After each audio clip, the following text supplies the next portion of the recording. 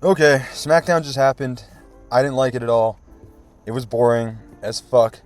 And I've kind of come to this recent conclusion, and I just can't help it anymore. I feel like I have to say it. Triple H is an incredibly overrated booker. So much so that everything that he's been getting praised for is starting to get watered down, and it's starting to look tainted, and it's starting to look really, really just not credible anymore. Let's just put it in simple terms, okay?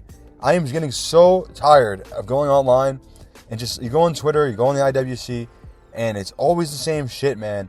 It's always the same, like, Tony Khan's an awful booker. Tony Khan's a retard.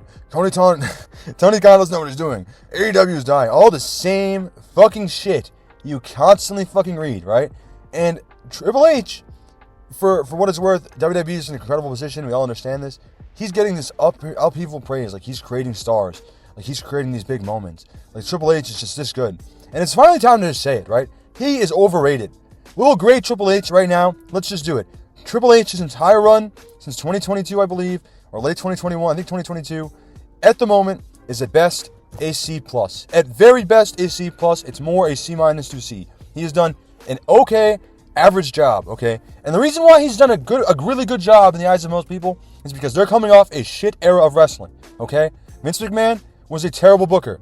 Vince McMahon, for the final part of his tenure, at least, not in totality, but in the final part of his tenure, from 2017 to 2021, his booking was horrible, okay? It was generally mostly terrible. Not all terrible, not all. There was some moments in the middle there, actually, that were pretty good, okay? But Vince McMahon, for what it's worth, was a terrible booker, okay? And more specifically, people are, make the big comparison, and why they give Triple H so much more praise, ultimately, is because Roman Reigns. They feel like he's booked Roman Reigns way better than Vince did, even though the genesis of Roman Reigns and his success does come from Vince, much to people's disagreement, much to people's beliefs, all right? But let's just get on with this, all right? He is not a good booker. He's an average booker at very best. Masquerading as some big-time booker or masquerading as some mastermind all of a sudden of wrestling, okay? SmackDown has faltered. SmackDown is unfucking watchable. I am so sorry, man, but if you are watching that shit live, and it's not going to stay this number because they're done with Fox, the 2.5, 3 million people, whatever, I don't think 3 million, but 2.5 million people who watch that shit live, you are fucking mad. That show sucks. I am so sorry. I can't ever get through it live. I don't ever watch it live. I don't. I have too many things to ever do to be able to watch that bullshit live, but it's literally terrible. Like, watching that shit live is crazy. I watch replays. I pick apart what I want to watch. I'll do the highlights. I'll look at Twitter, but I can no longer watch that shit live. And the idea that a booker is supposed to just like, well, he's a great booker because, the Bloodline storyline, this, and the Judgment Day, that, and whatever. Listen, SmackDown has no interesting people.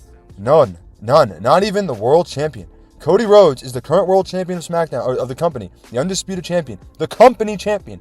And even then, he is so uninteresting. And we might do a separate video about this, but I don't blame Cody Rhodes. I actually don't. He gets an incredible pop by the fans. The fans genuinely love Cody Rhodes. They love what he's doing. They love his character, okay? So let's not go all in on Cody Rhodes, That feels unfair, actually. I think a lot of people do that, and especially people who love AEW, the AEW diehards.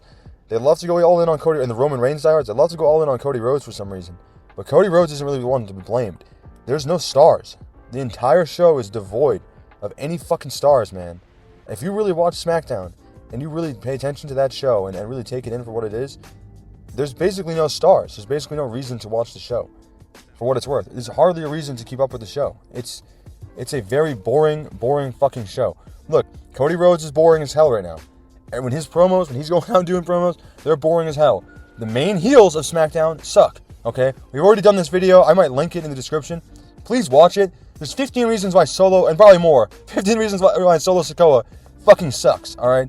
He's terrible. He's a horrible, horrible character to be pushing right now as a main guy on that show. But it's incredible. WWE fans get fed dog food for fucking shows.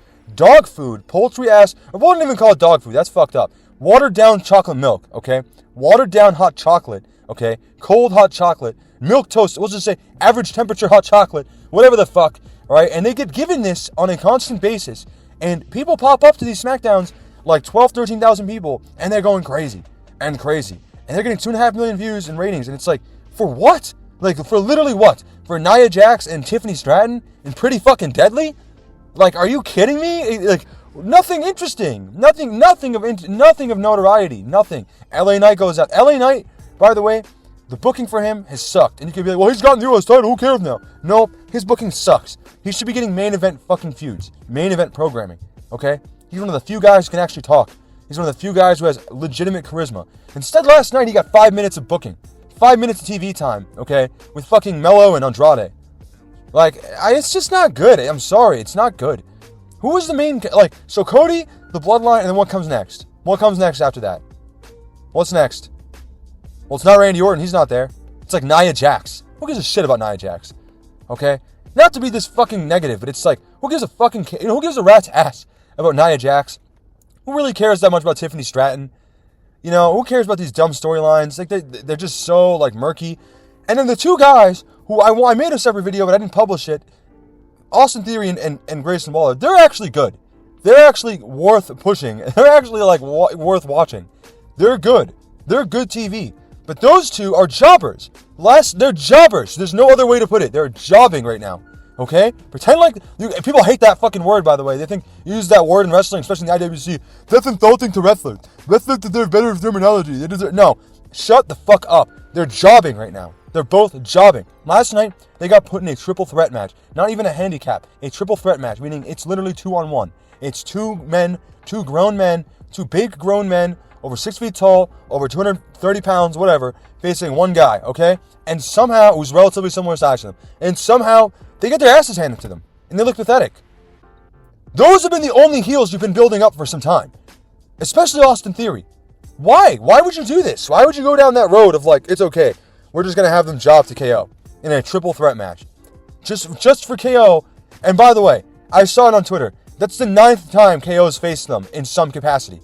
Since December of 2023. The 9th fucking time we've gotten that match. WWE gets away with so much asinine fucking shit. It's crazy. It is so crazy. And this is a rant, but it's like, how? How do they keep getting away with this? Triple H keeps getting away with this. Bash in Berlin was a masterpiece for people. The whole card was predictable. I predicted the whole card correctly. Everyone did. Everyone who watched the show predicted it correctly. Cody Rhodes was going to be KO. Bianca Jane were going to win. The Terror Twins were going to win. CM Punk was going to win. And Gunther was going to win. I mean, everyone predicted it. It was such a predictable card. And well, it's a B show. Who cares, man? It's just a B show, bro. That's a pay-per-view. Okay? That's a pay-per-view. That means you have to build to it. You built a whole month's worth of storylines for that bullshit. For that garbage. For most of it to not be relevant. I mean, fuck off. Triple H keeps getting away with this, man. Someone's got to stop it, but Triple H keeps getting away with this shit. And people keep saying, it's alright. It's fine. It's just so good, man. It's so good. And it's only so good because AEW right now is at a low point, and people do not like AEW, even though the product is good. It's not bad. It's not great right now. It's not at its high point even clearly. It's definitely in a rebuild phase, but it's still fine. Okay? People don't like AEW right now, and there's goodwill because Vince McMahon is gone. That's enough for people to be driven to this point where it's like, yeah, Triple H is the man. He's God. He's undisputed. No one can stop his booking. No one is better than it. Man, get the fuck out of here. Get the fuck out of here. Please. Please. There's no heels on SmackDown. There's nothing compelling for Cody Rhodes right now at all. There's nothing compelling. He's gonna go down, and people are gonna fake it in real time in the future. And they're gonna say this was a legendary run. It's gonna end at WrestleMania or whatever, the Royal Rumble or WrestleMania, I'm sure. But they're gonna say it's a legendary run. Cody Rhodes has been a legendary champion. All this shit. Yeah, there's been nothing since that match with Roman Reigns. Nothing. The AJ Styles feud was okay, but again, all of it is so predictable. All of it is so fucking predictable. Because we only build to big moments. That's what we do in the Fed, right? Only big moments. If it's not fucking WrestleMania or the Royal Rumble or SummerSlam, it's not relevant, basically. Only big moments allowed. That's it. Only at the big shows. Only at the stadium shows. If it's not a stadium show, it can't be allowed. Nothing major can happen. It's so fucking annoying now, and it's so lame. And it's so belligerent to be like, well, Tony Khan is an idiot. Tony Khan's booking is so shitty and terrible. You know, keep saying that. AEW pay-per-views have been blowing WWE pay-per-views out the fucking water the entire year. They have been, man. The weekly showing, the weekly shows, and we're gonna do a deep dive on another video for this, but the weekly show is not as much for AEW. Okay, we can do a whole rant on that. But WWE's weekly shows, Raw is good. Raw has its good moments. Raw is generally interesting. It's building people up, but none of what Triple H is doing is like exceptional. Like nothing he's done is like, oh, it's exceptional booking, man, one of a kind booking. It's just not. It's just not. It's so unreal. And the burial of AEW booking is terrible and it's dying and all this shit. While WWE fans will say TNA booking is good, they won't even make a comment about TNA booking. And TNA booking is terrible. And right now, it's not particularly good booking. It is not particularly interesting. It is such an uninteresting show. Try getting through a TNA show, for God's sake. Right? But no. AEW eats shit. Tony Khan doesn't know what he's doing. Triple H is the only one who knows how to book right now. Vince McMahon's an idiot too, I guess. Like, all this fucking shit, and let's just be honest. What's the real truth of the situation? WWE, the reason their traction is up, the reason they're up as a company is because AEW right now is in a crappy period, okay? They're not in a great period. They're in a rebuild phase. But besides that, it's because they have goodwill from fans since Vince McMahon has left the company. They have a lot of goodwill, and they've attained a lot of casual viewers, okay? The product is very catered to casual viewing. So that's what I got for you, but I just feel like I've gotten so tired recently, man. I've just gotten so tired of it all. Like, I gotten tired of going. I don't watch the show live on Friday, but I end up finishing the show somehow. It's like the only show I can catch live, which is unfortunate. Dynamite's my favorite weekly show. It's Dynamite, honestly. It's Dynamite and Raw, but of the two companies. But it's the only show I can really catch is fucking Friday Night SmackDown, and I hate it. I actually hate it. It is so boring, man. And the fans are so happy to get fed fucking watered down chocolate milk, man. Just absolute shit. Just some garbage all the time, and they'll continue to praise Triple H, and the booking stays exactly the same. The programming stays the same. The next pay-per-view is going to be a bunch of guys, a bunch of matches that do not have any real relevancy, man. They really don't. Gunther's going to win his, I think, against Sami Zayn. It could go on for 2 matches, but he's going to win his match. Then Cody Rhodes is going to win his match if it happens against either Solo or Jacob Fatu. If it does, I don't know if it will, but if it does, he will win.